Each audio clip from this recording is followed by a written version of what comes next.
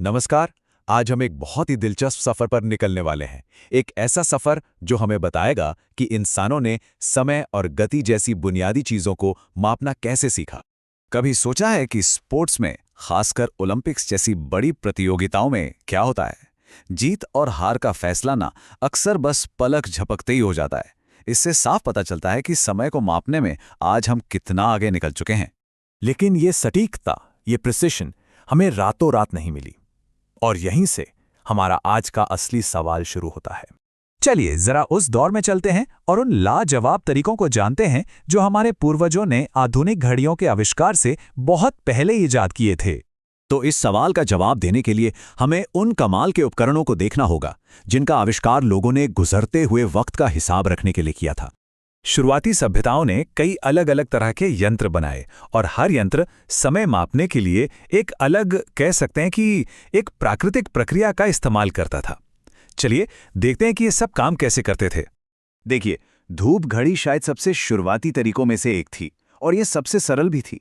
बस सूरज चाहिए और उसकी एक परछाई। जैसे जैसे दिन में सूरज की जगह बदलती, वैसे वैसे परछाई भी घूमती और उसी से समय का अंदाजा लग जाता था। लेकिन तब क्या होता था जब सूरज छिप जाता या फिर रात हो जाती? भाई यहीं पर पानी काम आया। जल घड़ी में पानी के एक बराबर बहाव का इस्तेमाल करके समय के अंतराल को मापा जाता था। मतलब एक बर्तन से दूसरे में पानी कितनी देर में बहता है, इसी से समय का हिसाब रखा जाता था। इस प्राचीन तकनीक का एक जीता जागता और बहुत ही शानदार उदाहरण है जयपुर के जंतर मंतर में सम्राट यंत्र। ये दुनिया की सबसे बड़ी पत्थर की बनी धूप घड़ी है और ये इतनी विशाल और सटीक है कि इसकी परछाई हर सेकंड में लगभग 1 मिलीमीटर खिसकती है। जरा सोचिए। वैसे जल घड़ी का सिद्धांत इतना आसान है ना कि इसे घर पर रखी मामूली चीजों से भी बनाया जा सकता है। बस एक बोतल लीजिए, उसे बीच से काटिए, ढक्कन में एक छोटा सा छेद कीजिए और पानी को ऊपर वाले हिस्से से नीचे गिरने दीजिए। हर मिनट पानी कहाँ तक पहुंचा, उस पर निशान लगाइए। बस बन गई आपकी अपनी जल घड़ी। अब देखिए, पुराने तरीके थे तो बड़े मजेदार, पर उनमें वो सटीकता नहीं थी जिसकी हमें जरूरत थी। तो अब समय आ गया था एक बड़ी क्रांति का। पेंडुलम वाली घड़ी यानी लोलक वाली घड़ी का आविष्कार समय मापने के इतिहास में एक असली गेम चेंजर था। इसने हमें वो सटीकता दी जिसकी पहले सिर्फ कल्पना ही की जा सकती थी और इसने समय को देखने का हमारा नजरिया हमेशा हमेशा के लिए बदल दिया। अच्छा, लोलक की इस सटीकता का जो राज है वो एक बहुत ही सरल सिद्धांत में छिपा है। इसे कहते हैं दोलन काल। ये बस वो समय है जो लोलक को एक पूरा चक्कर यानी एक बार आगे पीछे जाने में लगता है। और इसमें सबसे दिलचस्प बात पता है क्या है?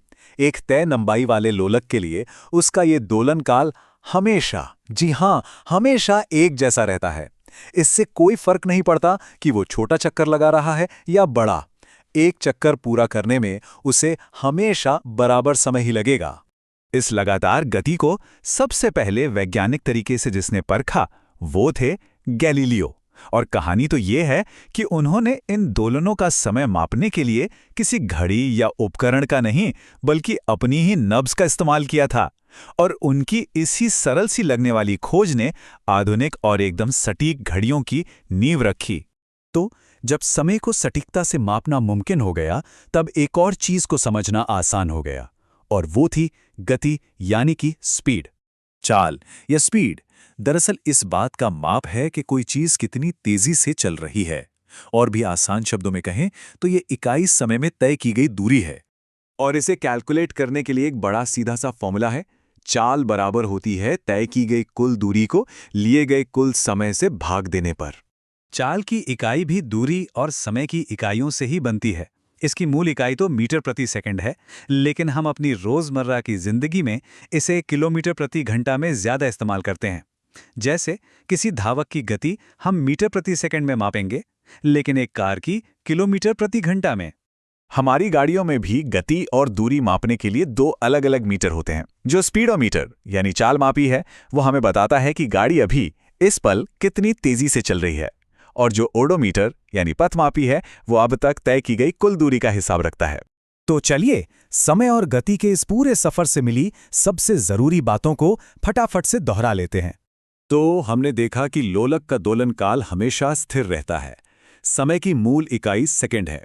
चाल का मतलब है इकाई समय में तय की गई दूरी और इसका फॉर्मूला है दूरी को समय से भाग देना।